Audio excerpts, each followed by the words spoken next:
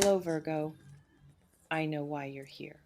Not because of anything mystical, not because the universe sent you a memo, but because something in you has been restless.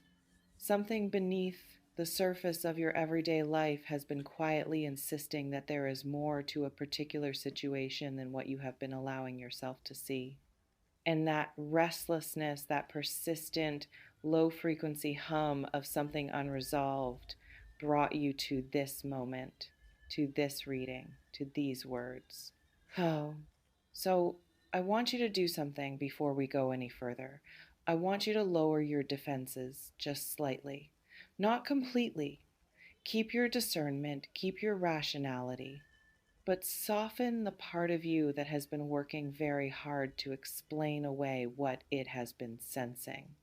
Because what the energy around your situation is reflecting right now is something that may genuinely challenge the narrative you have constructed about where things stand.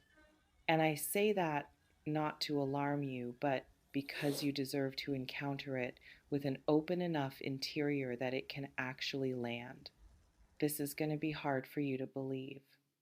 Not because it is impossible, but because it contradicts something you may have decided, something you may have concluded in a quiet, private moment when the evidence seemed to point in a particular direction, and you told yourself, with the firmness of someone who has been hurt before, that you knew what was real and what wasn't. What the energy suggests is that you may not have the full picture. Let's begin with what is present in the atmosphere around you right now, because the energetic field surrounding your situation has a very specific quality that is worth naming carefully. There is tension here, but it is not the tension of something breaking. It is the tension of something that has been compressed for a long time, held under pressure in the interior world of another person, and is now reaching the kind of critical density that precedes a release. The tension of a truth that has been living in silence and is growing too large for silence to continue containing it. There is someone in the field of your life who is carrying something about you, something about how they feel, something about what you mean to them. And the reason they haven't said it, the reason it is still circulating in the unseen space between you, rather than existing in the open air where you could both examine it, is not what you think. It is almost certainly not what you think, because here is what is genuinely difficult to believe, and what the energy is reflecting with unusual clarity and consistency. The silence has never been indifference. The distance, when it has appeared, has never been the distance of someone moving away. It has been the distance of someone who does not yet know how to move closer without everything changing, and who is not entirely sure, in their most vulnerable interior moments, that they are safe to try. Uh, Stay with that for a moment, because it requires a particular kind of willingness to receive it accurately. We live in a world that has taught most of us to read silence as absence, to interpret distance as disinterest, to conclude, when someone does not say the thing we need to hear, that they do not feel it. And those conclusions are understandable. They are protective. They are the mind doing what the mind does when the heart has been uncertain for too long, which is to build a story that feels more stable than the ambiguity of not knowing.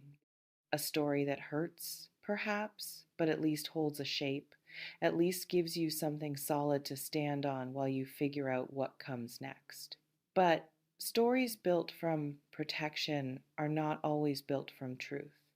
And what the energy around this situation is asking you to consider, gently but persistently, is whether the story you have been standing on is actually the ground, or whether it is something you constructed because the actual ground was too uncertain to rest on. What lives in the subconscious currents beneath the surface of this connection is something that will genuinely surprise you if you allow it to.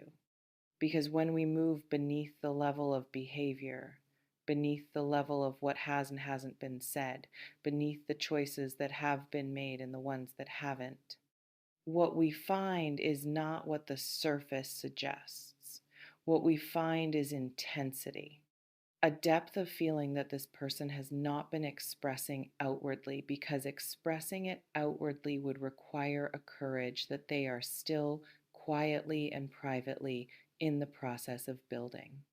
There is an archetypal energy at work in this person's interior world that speaks of someone who feels everything profoundly but has learned through experiences that left their mark to contain rather than release, to observe rather than declare, to stay close to the edge of vulnerability without stepping off it, because stepping off it has, at some point in their history, resulted in something they are still in the process of recovering from.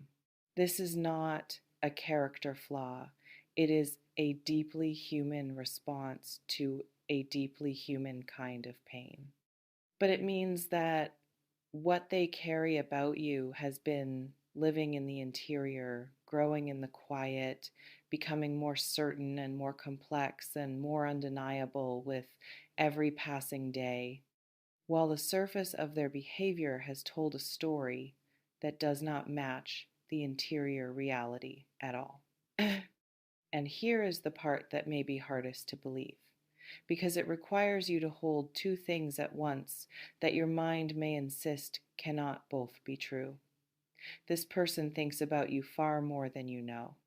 Their inner world, when it comes to you, is extraordinarily active, extraordinarily detailed, extraordinarily present.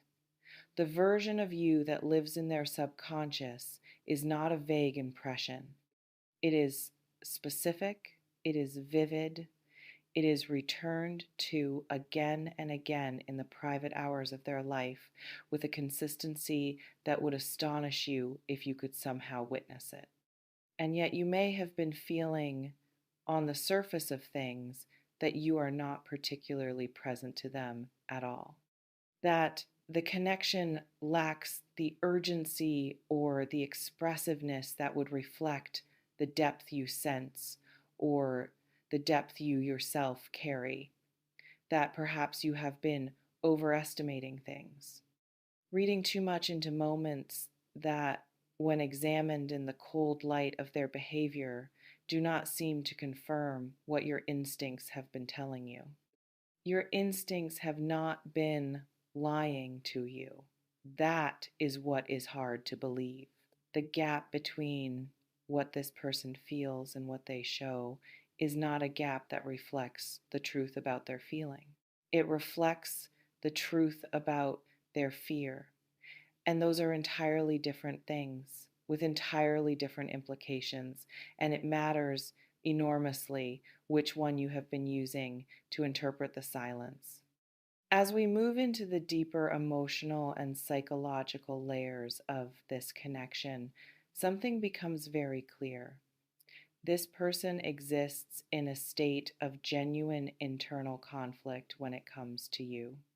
On one side of that conflict is the full weight of what they feel, which is considerable, which is not casual, which has been building and deepening and refusing to diminish in the way that things without real substance tend to diminish over time. On the other side is a very old, very deeply conditioned fear of what happens when you give something that important to another person. When you hand over something that precious and wait to see if it is received with the care it deserves, they are not certain you know how much you mean to them. They may even, in their most self-protective moments, suspect that you don't feel the same depth, which keeps them in that internal holding pattern, that suspended state of feeling everything and saying almost nothing, of being profoundly present on the inside while perhaps appearing frustratingly unreadable on the outside. Uh, and here is the shift. Here is what the energy suggests is beginning to move in the unseen dynamics of this connection, and why this reading feels timely rather than simply reflective. Something is loosening.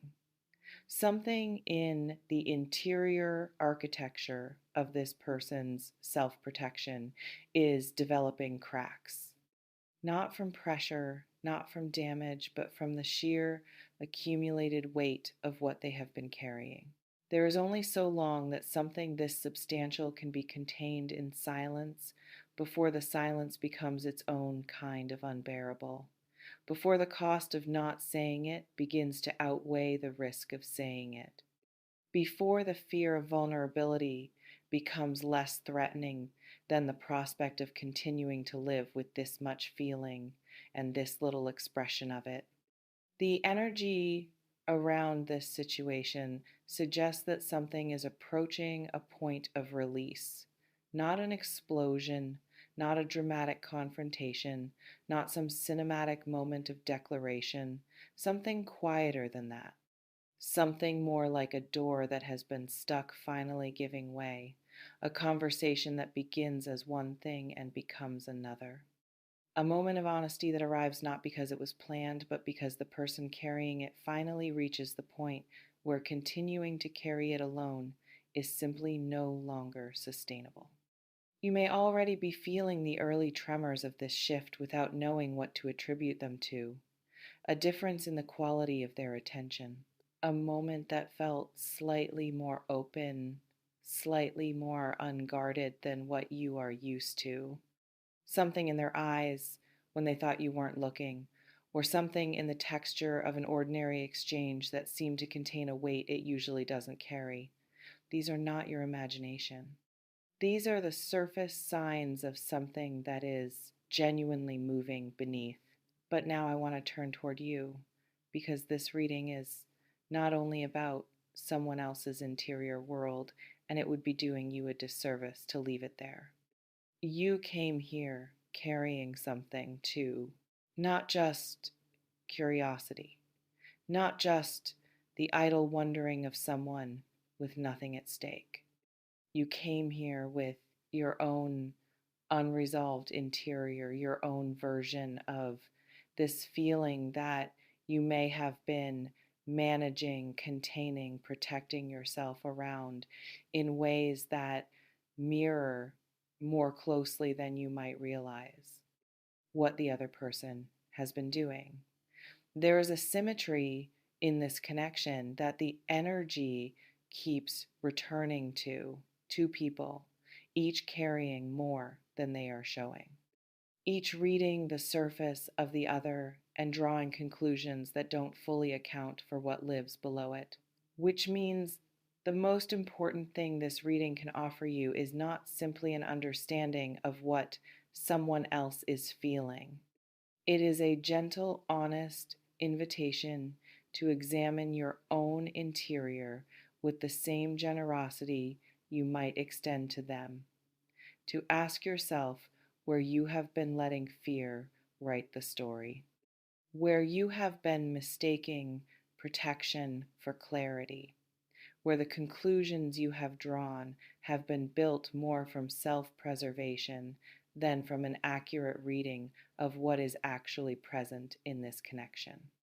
Because what is actually present, the energy suggests, is something worth not giving up on prematurely, something worth staying curious about, something worth approaching not with the armor of someone who has already decided how it ends, but with the openness of someone who is willing to be surprised. The truth about this connection may be genuinely hard for you to believe, not because it is bad, because it is better than the story you have been telling yourself. And you are allowed to let that in. You are allowed to set down the protective narrative and stand for a moment in the uncertainty of something that might actually be real, that might actually be deep, that might actually be worth every uncomfortable, vulnerable, uncertain moment it asks of you. The energy around you is not asking you to be naive. It is not asking you to abandon your discernment or override your own knowing. It is asking you to consider that your knowing may have been working with incomplete information, that the full picture, when it eventually becomes visible, may ask you to revise conclusions that felt solid but were built in the dark. Stay open, not recklessly, not without your own sense of self intact, but open enough that the truth